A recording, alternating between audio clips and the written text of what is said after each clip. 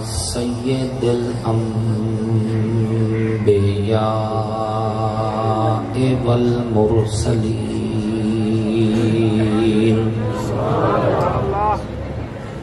وعلی آلہ واصحابہ اجمعین اما بعد فاعوذ باللہ من الشیطان الرجیم بسم اللہ الرحمن الرحیم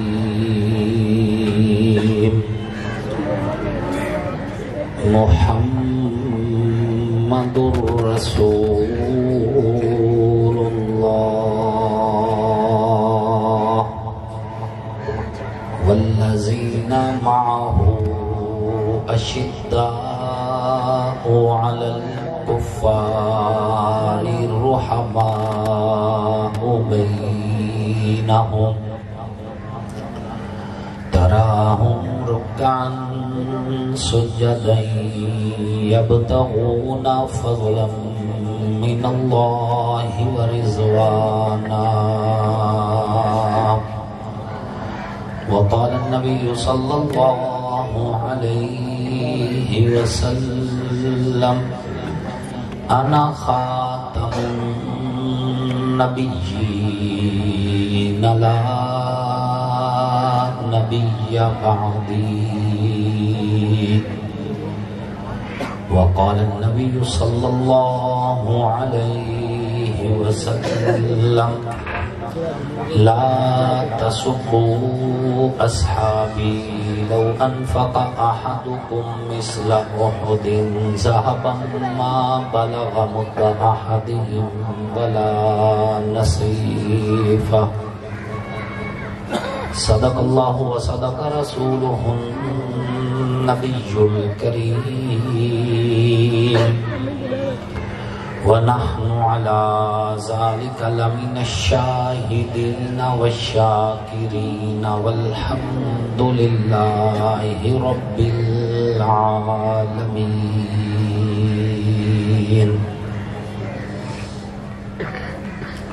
حضور آئے تو سر آفرینش پا گئی دنیا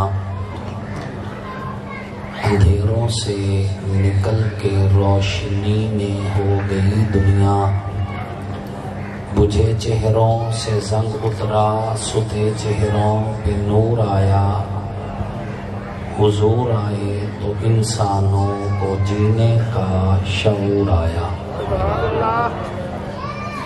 واجب سب تکریم محسنین ملت علماء کرام لائے کے سب تکریم قرہ اعظام نہایت ہی سعادت مند ثناخان رسول عربی صلی اللہ علیہ وآلہ وسلم اللہ اور اس کے آخری پیغمبر حضرت محمد مصطفیٰ علیہ السلام کی نبوت ختم نبوت پر ایمان رکھنے والے توحید و سنت کے علم برداروں صحابہ کے غلاموں اہل بیت کے حبداروں آپ سب لوگ اور ہم اللہ کے فضل و کرم سے ایک دینی تبلیغی اصلاحی نورانی اور روحانی محفل میں اکٹھے ہیں جس محفل کا اہتمام مدرسہ عربیہ شمسیہ فخر المدارس کے تحت کیا گیا ہے اللہ رب العزت محترم مولانا پیر سید محمود علی شاہ صاحب ہمارے مہربان محترم پیر سید محسن شاہ صاحب ان کو جزائے خیر نصیب فرمائیں کہ جن کی پرخلوص دعوت کے نتیجہ میں دین کی نسبت سے آپ حضرات کے سامنے کھڑے ہونے کا شرف حاصل ہو رہا ہے اللہ رب العزت آپ سب کا آنا بھی قبول فرمائے اس فقیر کا آنا بھی قبول فرمائے اور اس محفل کو آپ کے لیے میرے لیے دنیا آخرت کے اعتبار سے نفع بخش بنائے۔ سامعین محترم، رسول اللہ صلی اللہ علیہ وآلہ وسلم اس کائنات میں تشریف لائے تو مینار نور بن کر تشریف لائے، اندھیروں کو ختم کیا، روشنی سے لوگوں کو آگہی دی۔ وہ لوگ جو اندھیروں میں ڈوبے ہوئے تھے، ظلم کا اندھیرا، ستم کا اندھیرا، فحاشی کا اندھیرا، عریانی کا اندھیرا اور قتل و غارت کا اندھیرا، شراب، جوا، سود اور فساد کا اندھیرا، رسم و روایات اور توہمات کا اندھیرا، شرک کا اندھیرا، ان اندھیروں میں ڈوبی ہوئی دنیا میں رسول اللہ صلی اللہ علیہ وآلہ وسلم نور کا خزانہ بن کے تشریف لائے، اور نور بھی ایسا کہ رب لم یزل نے سراجم منیرہ کے اعتبار سے آپ علیہ السلام کے نور کی نوعیت دنیا کے سامنے رکھی کہ سورج کی روشنی بھی تھوڑی ہوگی، میرے پیغمبر کے نور نبوت کی روشنی سورج سے بھی زیادہ ہے۔ آپ علیہ السلام کائنات میں تشریف لائے اور آپ کو بھیجا ہی اس لیے گیا، قرآن پاک میں وَيُزَكِّيهِمْ، آپ ان کے امت کے لوگوں کے دلوں کو صاف فرماتے تھے، اور ایک ہے صاف کر دینا، ایک ہے رگڑ رگڑ کر مانجھ کر صاف کرنا۔ زکا یزکی، یہ جو باب ہے اس کے اندر تسلسل اور شدت ہوا کرتی ہے کہ صرف صاف نہیں کیا، بالکل اتنا رگڑ رگڑ کے صاف کیا ہے کہ دل کے اوپر جو اندھیرے تھے وہ شرک کے تھے تب بھی ختم ہوئے، توہمات کے تھے تب بھی ختم ہوئے، رسم و رواج کے تھے تب بھی ختم ہوئے، اور رب لم یزل نے رسول اللہ کے ذریعے کائنات میں اجالوں کا سفر شروع کیا، اور پھر کئی 100 سال کی بات نہیں، 63 سال کی عمر دنیا کی ظاہری زندگی کی، اس 63 سال میں سے اظہار نبوت کی عمر 23 برس میں سے 13 سال آزمائش اور امتحان کے، 10 سال عروج اور اسلام کی ترقی کے، ان 23 برسوں میں میرے پیغمبر نے اس اندھیروں میں ڈوبے ہوئے معاشرے پر محنت کی، اپنے رنگ میں رنگا، ان کی تربیت کی، ان کے دلوں کو صاف کیا، ان پر محنت کی، ان کو تقوی کا درس دیا، ان کو انسانیت سکھائی، ان کو دنیا کے اندر رہنے کے اصول سکھائے۔ پھر چشم فلک گواہ ہے، قرآن کی آیتیں گواہ ہیں، حدیث کی روایتیں گواہ ہیں، تاریخ اسلامیہ گواہ ہے۔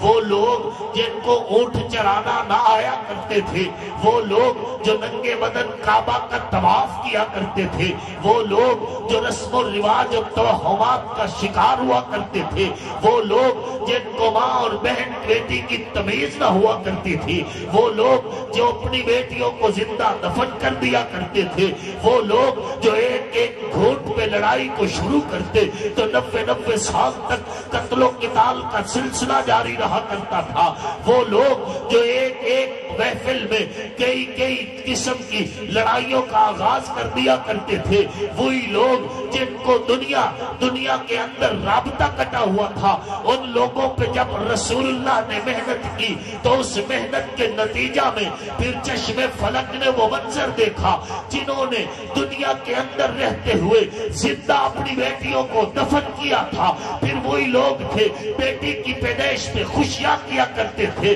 جو ماؤں کو عزت نہ دیتے تھے، پھر وہی لوگ تھے میرے پیغمبر کی تعلیم و تربیت کے نتیجہ میں اپنی ماں کے قدموں میں بیٹھ کے جنت کو تلاش کرنے لگے، جو بہنوں کو سرے بازار بیچا کرتے تھے، جب میرے پیغمبر کے نور نبوت نے ان کے سینے میں جگہ بنائی تو پھر اپنی بہنوں کی آمد پہ سروں کی پگڑیاں اتار کے بہنوں کے قدموں میں رکھ کے اپنی بہنوں کو اپنی چادروں پہ بٹھانے لگے. وہ معاشرہ جو ظلم و ستم کا شکار تھا، پھر اسی معاشرے نے محبت و اخوت کا درس حاصل کیا. تو میرے پیغمبر کی نبوت کے صدقے وہ لوگ جو ننگے بدن کعبہ کا طواف کرتے تھے، ان ننگے جسموں کو اور رب کی تقدس کا درس اگر ملا ہے، ان ننگے جسموں کو اگر احرام کی چادریں ملی ہے، تو میرے پیغمبر کے نور نبوت کے صدقے سے کائنات میں روشنیوں کی آمد میرے پیغمبر کا نور ہے. اقدار سے آگ ہی میرے پیغمبر کا نور ہے. قرآن کی تلاوت میرے پیغمبر کا نور ہے. ماؤں کی عزت میرے پیغمبر کا نور ہے. بہنوں کے سروں پہ آنچل میرے پیغمبر کا نور ہے. بیٹیوں کی پیدائش پہ خوشیاں میرے پیغمبر کا نور ہے. کعبہ کو قبلہ بنایا گیا تو نبی کی آمد کے صدقے طیبہ کا خطاب ملا یثرب کو، تو نبی کی آمد صدقے یہ کائنات آج اگر روشنیوں سے واقف ہے تو میرے پیغمبر کے نور نبوت کے صدقے سے. وہ آئے جن کے آنے کی زمانے کو ضرورت تھی، وہ آئے جن کی آمد کے لیے بے چین فطرت تھی، وہ آئے نغمے داؤد میں جن کا ترانہ تھا، وہ آئے گریہ یعقوب میں جن کا فسانہ تھا، وہ آئے جن کے لیے مضطرب تھی وادی بطحا، وہ آئے جن کے قدموں کے لیے کعبہ ترستا تھا. صلی اللہ علیہ وآلہ وسلم حضور علیہ السلام دنیا کو روشنیوں سے منور کیا. یثرب جیسے شہر کو طیبہ کے خطاب سے معطر کیا. جن کو اونٹ چرانا نہ آتے تھے، رسول اللہ کے نور نبوت نے ان کو یہ اعزاز دیا کہ 22 لاکھ مربع میل پہ ان کی ایسی خلافت کے چرچے ہوئے کہ آج دنیا میں اگر کسی نے قانون بنانا ہوتا ہے تو وہ نظام عمر کا مطالعہ. یہ رسول اللہ کا نور ہے.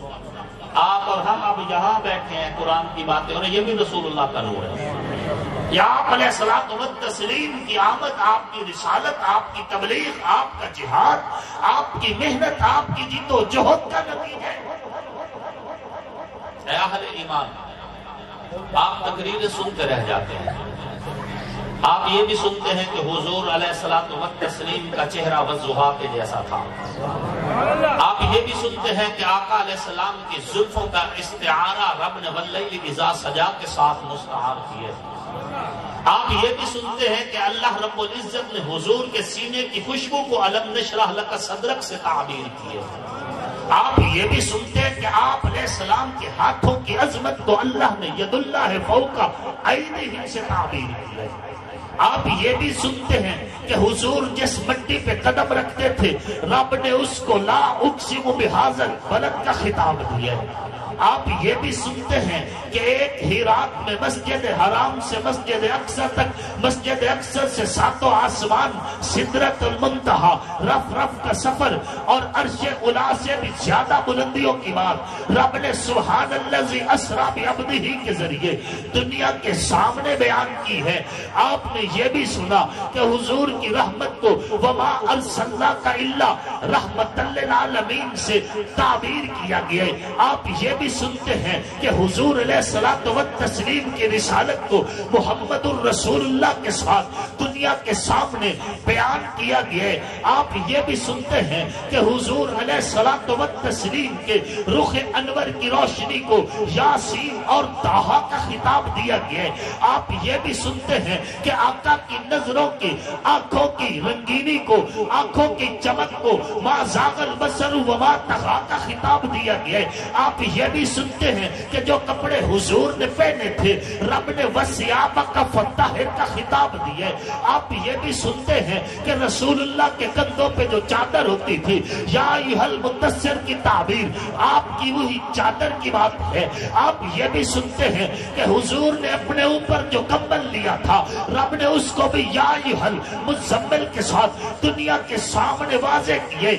آپ کو پتہ ہے نبی کا چہرہ بھی نور ہے. آپ کو پتہ ہے نبی کے ہاتھ بھی مقدس ہیں، آپ کو پتہ ہے نبی کے قدم بھی اعلیٰ ہیں، آپ کو پتہ ہے نبی کا سینہ بھی معطر ہے، آپ کو پتہ ہے نبی کی نبوت نور ہے، آپ کو پتہ ہے نبی روشنی کا مرکز ہے، آپ کو پتہ ہے علم کا خزانہ حضور ہے، آپ کو پتہ ہے حکمت حضور کے ساتھ ساتھ چلتی ہے، کیونکہ یاسین والقرآن الحکیم انک لمن المرسلین، یہ 3 آیتیں خطاب نبی کے ساتھ ہے۔ یاسین بھی حضور کے لیے، والقرآن الحکیم بھی حضور کے لیے، انک لمن المرسلین بھی حضور کے لیے۔ یہ سارے اعزاز قرآن میں تلاوت تو ہوتے ہیں، قرآن پڑھتے ہو، قرآن پڑھنے والا یہ ضرور جانے گا کہ قرآن سننے والے کا نام ابو بکر ہے، سننے والے کا نام عمر ہے، سننے والے کا نام غنی ہے، سننے والے کا نام علی ہے، سننے والے کا نام حسن و حسین ہے، سننے والے کا نام معاویہ ابو سفیان ہے، سننے والے کا نام طلحہ عبد الرحمن ہے، سننے والے کا نام ابو عبیدہ سقفی ہے، سننے والے کا نام زبیر بن العوام ہے، سننے والے کا نام عمار بن یاسر ہے۔ قرآن اترا ضرور نبی کے سینے پر، لیکن نبی نے جن کو سنایا وہ نبی کے صحابہ ہیں، جن سے لکھوایا وہ نبی کے صحابہ ہیں۔ جب آپ قرآن میں نبی کا چہرہ پڑھتے ہو، نبی کی زلفیں پڑھتے ہو، نبی کا سینہ پڑھتے ہو، تو اس سینے کو اولین لکھنے والے میرے پیغمبر کے صحابہ ہیں، جنہوں نے نبی کے جسم کے اوپر، چہرے کے اوپر، داڑھی کے جتنے بال سفید تھے وہ بھی لکھ دیے۔ تو جب بھی بات نبی کی شروع کرو گے، نبی کے صحابہ کے بغیر مکمل نہیں کر سکتے۔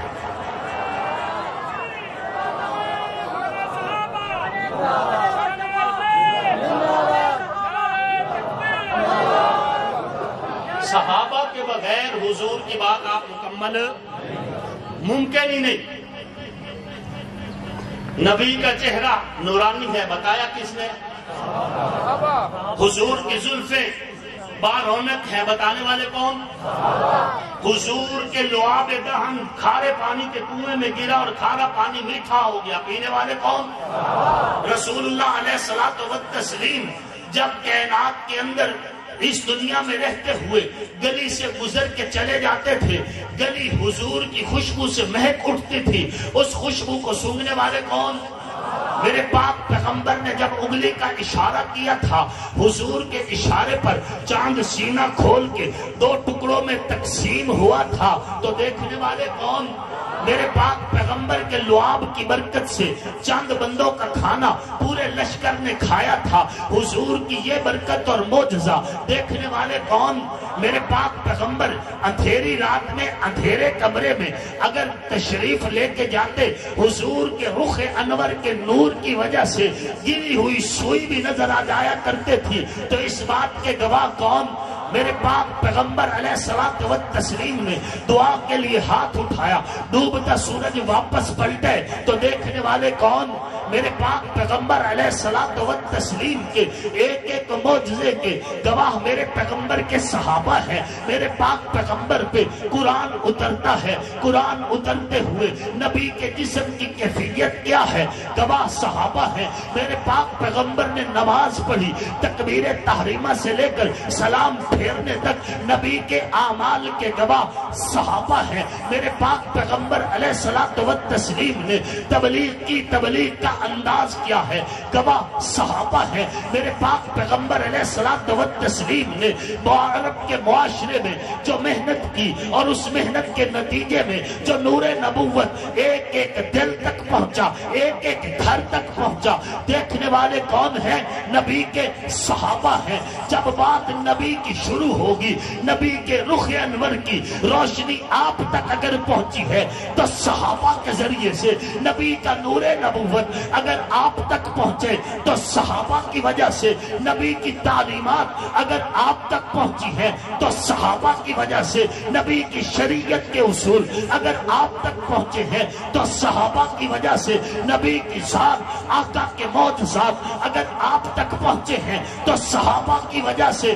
صحابہ نور نبوت کی روشنی کا نام ہے۔ ارے سورج کو تو مانتے ہو، سورج نے جس چیز کو روشن کیا ہے اس کو کیسے نہیں مانتے؟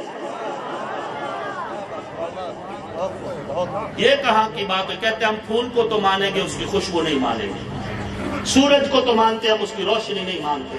استاد کو تو مانتے، اس کے شاگردوں کو نہیں مانتے۔ پیر کو تو مانتے، اس کو مریدوں کو نہیں مانتے۔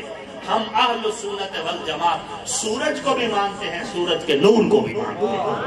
ہم اہل سنت والجماعت پھول کو بھی مانتے ہیں، پھول کی خوشبو کو بھی مانتے ہیں۔ ہم اہل سنت والجماعت پیر کو بھی مانتے ہیں، اس پیر کے مریدوں کو بھی مانتے ہیں۔ ہم اہل سنت والجماعت معلم انسانیت کو بھی مانتے ہیں، اور اس عظیم معلم کے عظیم شاگردوں کو بھی مانتے ہیں۔ کہو الحمدللہ۔ ہماری محافل، ہمارے جلسے، ہمارے تقریریں، ہماری تحریریں الحمدللہ نبی کی ہر نسبت کے احترام سے معطر ہے۔ وہ حضور کا یارانہ ہو، وہ حضور کا گھرانہ ہو، ہم الحمدللہ حضور کی ہر نسبت کو اپنے ایمان کی بنیاد سمجھتے نہیں سمجھتے؟ ہمارے لیے ایمان کا مرکز ہے حضور کی ذات بھی اور حضور علیہ السلام کی ہر نسبت بھی۔ ہم کسی نسبت کا انکار نہیں کرتے، وہ حضور کا یارانہ ہو چاہے حضور کا گھرانہ ہو، ہمیں سب سے پیار ہے۔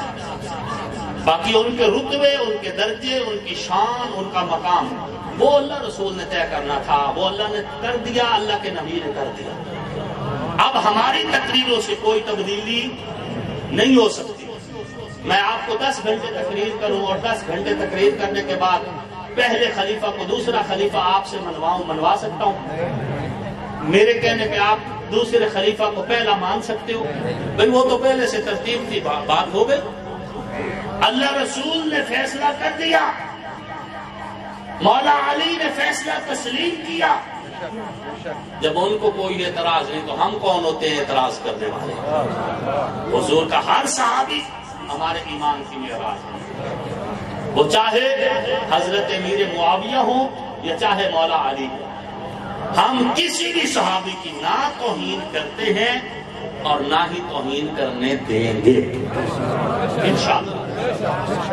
یہ ایک مسلمان ہونے کی حیثیت سے ذمہ داری، ہر بندہ جو کلمہ گو ہے وہ کسی بھی جماعت میں ہو، وہ کسی بھی جگہ پہ بیٹھا ہو، نبی کے صحابہ کی توہین نہ ہم نے کرنی ہے اور نہ ہی انشاءاللہ ہم نے ہونے دینی ہے۔ ہم نے جس طرح حضور کی ختم نبوت پہ پہرا دیا ہے، انشاءاللہ حضور کے یارانے اور گھرانے کی عزت اور عظمت پر بھی اسی طرح پہرا دیتے رہیں گے انشاءاللہ۔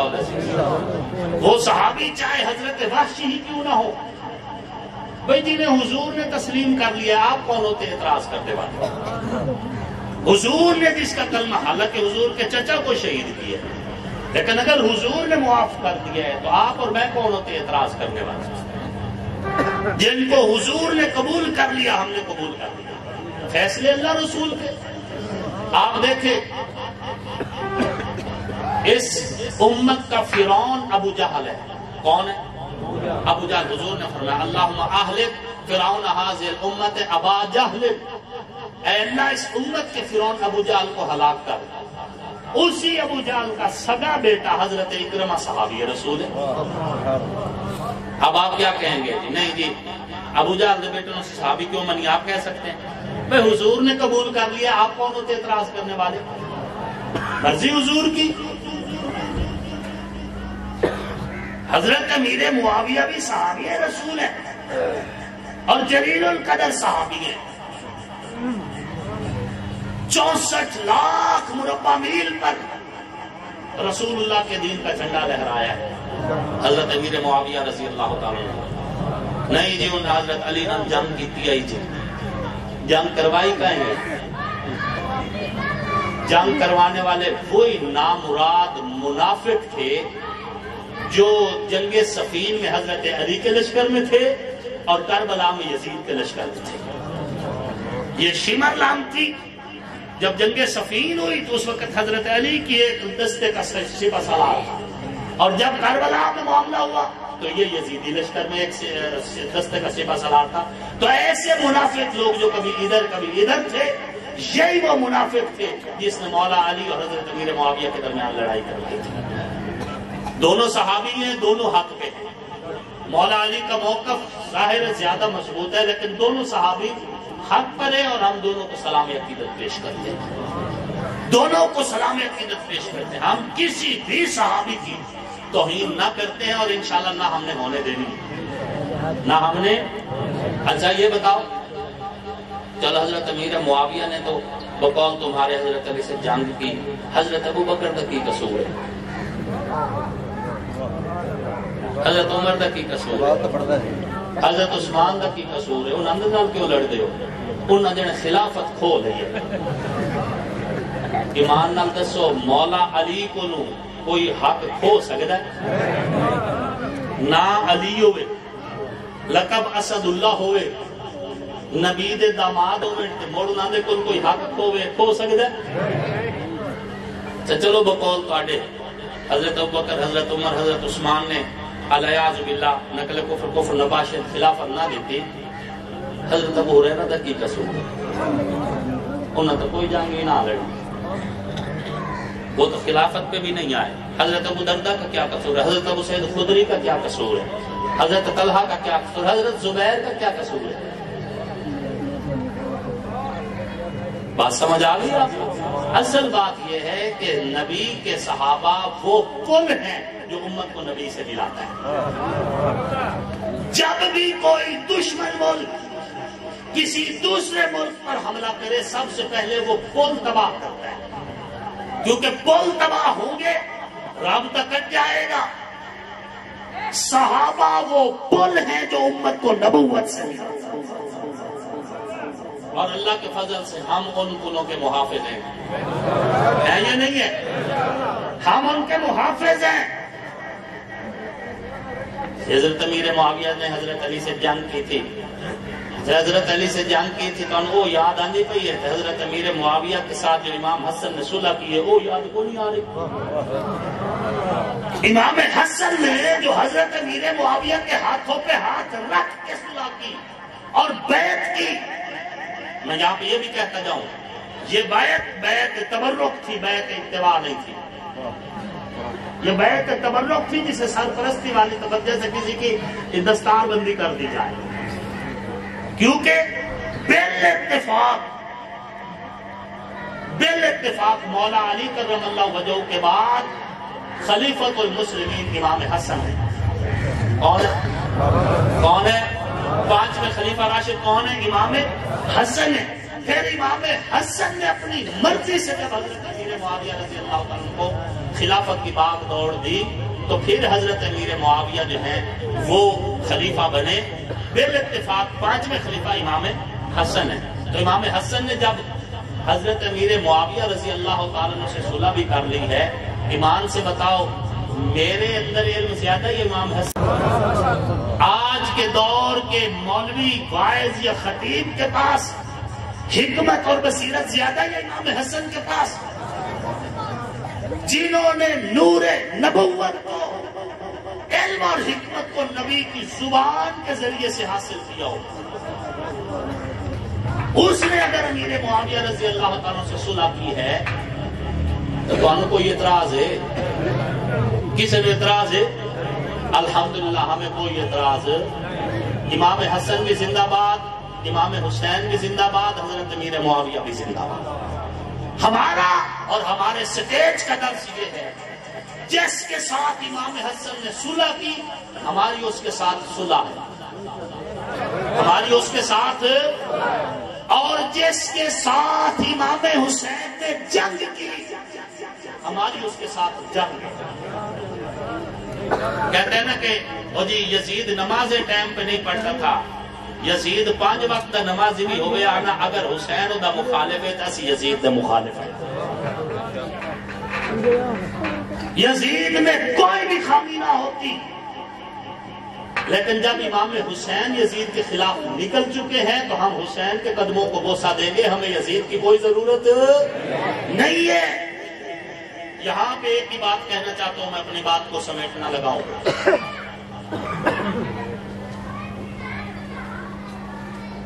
ایک کے ساتھ امام حسن نے صلح کی ہے، ایک کے ساتھ امام حسین نے صلح کی ہے۔ میری بات کو سمجھیے گا، ایک کے ساتھ امام حسن نے صلح کی ہے، ایک کے ساتھ امام حسین نے صلح کی ہے۔ جس کے ساتھ امام حسین نے صلح کی میں اس کو بھی تسلیم کرتا ہوں، جس کے ساتھ امام حسن نے صلح کی میں اس کو بھی تسلیم کرتا ہوں۔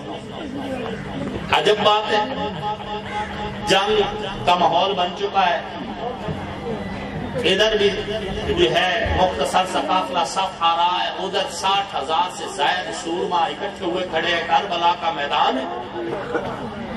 ان میں سے یزیدیوں میں سے ایک بندہ آ کر اپنی تلوار امام حسین کے قدموں میں رکھ دیتا ہے، کہتا ہے اب تک مجھ سے جو زیادتی ہوئی میں معافی مانگنا چاہتا ہوں، میں صلح کرنا چاہتا ہوں۔ تو امام حسین اسے سینے سے لگا کے صلح کر لیتے ہیں۔ اس صلح کو تو تسلیم کرتے ہو، حالانکہ اس سے پہلے جو 6-7 دن لشکر کے اور جو حضرت امام حسین کے قافلے کو روکا ہوا تھا وہ بھی اسی نے روکا ہوا تھا۔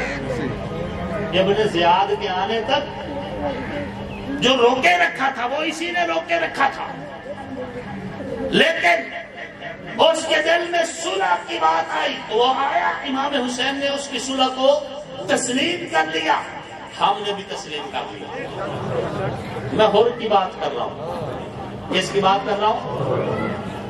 ارے جنگ میں جس نے قافلے کو روکے رکھا پھر صلح کی کوشش کی، امام حسین نے صلح کر لی، اس کی صلح کو تو تسلیم کرتے ہو، اور جس کے ساتھ حضرت امام حسن نے صلح کی ہے پھر اس کے ہاتھ پہ ہاتھ رکھ کے بیعت کی ہے، پھر اس کو اپنی مسند خلافت دی ہے، اس صلح کو تسلیم نہیں کرتے۔ میں کیا سمجھوں کہ تمہارے دل میں کیا ہے؟ ارے حر صحابی رسول نہیں ہے، حر نبی کا سالہ نہیں ہے، حر کاتب وحی نہیں ہے۔ میں عزت کرتا ہوں حر کی، میں تکریم کرتا ہوں حر کی، میں محبت کرتا ہوں حر کے ساتھ، لیکن حر ہو یا امت کے بعد والے لوگ کسی بھی صحابی کا مقابلہ نہیں کرتے۔ حر کے ساتھ امام حسین صلح کرے تسلیم کرتے ہو، نبی کے سالے معاویہ کے ساتھ کاتب وحی معاویہ کے ساتھ، امیر المؤمنین معاویہ کے ساتھ، نبی علیہ السلام کی زبان سے خال المسلمین معاویہ کے ساتھ امام حسن صلح کرے، تم تسلیم نہیں کرتے۔ میرا سٹیٹ امام حسن پہ بھی خوش ہے، امام حسین پہ بھی۔ میں دوغلا نہیں ہوں کہ امام حسین صلح کرے تو وہ صحابی بھی نہیں اسے کہتے جی واہ واہ، اور امام حسن صلح کرے صحابی رسول بھی ہو، کاتب وحی بھی ہو، خال المسلمین بھی ہو، اور جو ہے رسول اللہ علیہ الصلوۃ والتسلیم کا سالہ بھی ہو۔ ایک اور بھی بہن نبی دے گھر آئی، اور کوئی قرآن دی ایت لکھی نبی دی موجودگی ہے۔ خدا کی قسم صحابہ کے بعد میں آنے والے سارے مومن اکٹھے ہو جائیں، ان کی زندگی کی ساری باتیں اکٹھی کر کے اگر ایک پلڑے میں رکھ دی جائے اور دوسرے پلڑے میں کسی بھی صحابی کا ایک سجدہ رکھ دیا جائے، صحابی کے سجدے کا وزن پھر بھی زیادہ نکلے گا۔ یہ مقام ہے صحابہ کا۔ ہم حضور کے ایک صحابی کی عزت اپنے اوپر لازم سمجھتے ہیں۔ باقی رہی بات حضرت مولا علی کرم اللہ وجہہ کی، مولا علی کا مقام بہت بلند ہے۔ مولا علی کا مقام، انہیں 4 وہ نسبتیں ہیں جو ان کو ممتاز کرتی ہیں۔ نمبر 1 صحابی رسول، نمبر 2 السابقون الاولون، سب سے پہلے مسلمان، نمبر 3 اصحاب بدر، اور نمبر 4 عشرہ مبشرہ۔ یہ 4 فضیلتیں ہیں ان کے پاس۔ اور ان میں سے یہ 3 فضیلتیں وہ ہیں جو حضرت علی کے مقام کو حضرت امیر معاویہ کے ساتھ بہت ممتاز کر دیتی ہیں۔ ہم حضرت امیر معاویہ کی بھی احترام عزت کرتے ہیں، حضرت مولا علی کی بھی، لیکن ہمارا موقف اور ہمیں درس جو دیا گیا ہے کہ آسمان نبوت کے اعتبار سے اگر حضرت امیر معاویہ رضی اللہ تعالیٰ عنہ پہلا آسمان ہے تو علی سدرۃ المنتہا ہے، علی سدرۃ المنتہا ہے۔ ہم نے کبھی بھی حضرت علی کی شان گھٹانے کی کوشش نہیں کی۔ حضرت علی بہت اونچی ہستی ہے، رسول اللہ صلی اللہ علیہ وآلہ وسلم کی انگلی پکڑ کر سب سے پہلا بچہ جس نے حضور علیہ السلام کی تائید کی اس کا نام علی المرتضیٰ ہے، اور میرے ایمان کی بنیاد ہے۔ جس علی کو حضور اپنی بیٹی کا رشتہ دے، جس علی کو حضور اپنا ویر کہیں، میں اس علی کو اپنا ویر کہتا ہوں۔ اصحاب کی محفل میں ایک بات ہوئی تھی، آقا کے لبوں کی وہ بات علی ہے جس کو ڈوبا ہوا سورج بھی پلٹ کر دیکھے، آصف کے عقیدے میں وہ ذات علی ہے۔ ہم الحمدللہ حضور کے ایک صحابی سے نہ صرف خوش ہیں بلکہ ہم سمجھتے ہیں کہ ان پر محبت کی نظر رکھنا ایمان کی دلیل ہے، ایمان کی دلیل ہے۔ اور جن کی آنکھوں پہ نبی کے بوسے، جو میرے پیغمبر کے لب چوسے، جو حضور کے سینے سے لگے، جو آقا کی گود میں کھیلے، جو حضور کے کندھوں کی سواریاں کرے، جنہیں آتا ہوا دیکھ کے حضور منبر چھوڑ دے استقبال کرے، جنہیں حضور چومے فشمعوا پھر سونگے، جن کی رگوں میں میرے پیغمبر کا مقدس خون دوڑتا ہے، ہم حسن حسین کو سلام عقیدت پیش کریں۔ وہ جنتی جوانوں کے بادشاہ ہیں، جنت کے مالک ہیں، ہم ان کے غلام اور کمی ہیں، اور اسی غلامی پر فخر کرتے کہو الحمدللہ۔ آپ جن لوگوں کے ساتھ جس قافلے میں آپ شامل ہیں، جن سے جڑے ہوئے ہیں، فخر کرو کہ انہوں نے آپ کے دل میں نہ صحابہ کی نفرت ڈالی ہے نہ اہل بیت کی نفرت ڈالی ہے۔ انہوں نے تمہیں نہ رافضی بننے دیا ہے نہ خارجی بننے دیا ہے۔ تم رفض اور نواسب سے اگر بچے ہوئے ہو تو اہل سنت والجماعت کے اس خوبصورت سٹیج کی وجہ سے بچے، اس سٹیج کی وجہ سے بچے۔ یہاں پر میں ایک اور بات کہنا چاہتا ہوں، میری گفتگو ویسے ختم ہو گئی لیکن اس بات پہ آپ نے مزید توجہ کرنی ہے۔ شہر میں آئے روز چوریاں، آئے روز ڈکیتیاں، اور آئے روز شہر کے اندر وارداتیں۔ میں اس کی مذمت بھی کرتا ہوں اور اس پر فکر مند ہونے کے ساتھ ساتھ ڈی پی او جھنگ کو متوجہ کرتا ہوں۔ ایک ایس ایچ او اگر انتظامی طور پر ناکام ہو چکا ہے تو اس کو ہم پر مسلط کیوں رکھا ہوا ہے؟ اس کو تبدیل ہونا چاہیے۔ اس سے اگر نئی ڈکیتی چوری پہ قابو ہو سکتا اور اس نے مجبوریاں اس کی کہ ڈکیت اور چوروں کے سرپرست اس کے پاس ہر ٹائم آ کے بیٹھے رہ جاتے ہیں، تو اس کو تبدیل کیا جائے۔ بار بار متوجہ کیا گیا ہے، ہم اپنی عوام کا نقصان کسی صورت بھی برداشت نہیں کریں گے۔ جس کے پاس دفتر میں بیٹھنے کے ٹائم ہی نہیں، ہر ٹائم مکان میں سویا پڑا ہے، نیند کرنی ہے، چھٹیاں لے گھر جائے۔ میں اس اجتماع کے توسط سے کہنا چاہتا ہوں، ایس ایچ او اے پی سیال کو فی الفور تبدیل اور فی الفور آپ ہاتھ اٹھا کر تائید کریں، ایس ایچ او اے پی سیال کو فی الفور تبدیل کیا جائے، کسی لائق محنتی عوام دوست اور ڈیوٹیفل آفیسر کو یہاں پہ متعین کیا جائے۔ ہم مزید اپنے شہر کا نقصان برداشت نہیں کر سکتے۔ ڈی پی او جھنگ صاحب، آر پی او صاحب، آپ کے لیے ہم یہ ریکویسٹ کر رہے ہیں کہ فی الفور ایس ایچ او اے پی سیال کو تبدیل کیا جائے، ہاتھ اٹھا کر تائید کریں۔ فی الفور ایس ایچ او اے پی سیال کو سسپینڈ کریں، تبدیل کریں۔ کسی صورت برداشت نہیں کیا جائے گا کہ عوام کا نقصان ہو اور چوریاں ہوتی رہیں، ڈکیتیاں ہوتی رہیں، یا ٹائم ہی نہ ہو ایس ایچ او کے پاس تھانے میں بیٹھنے کے لیے۔ ہم کسی صورت بھی عوام کے نقصان کا متحمل نہیں ہیں۔ ہمارا یہ احتجاج نوٹ کیا جائے، وما علینا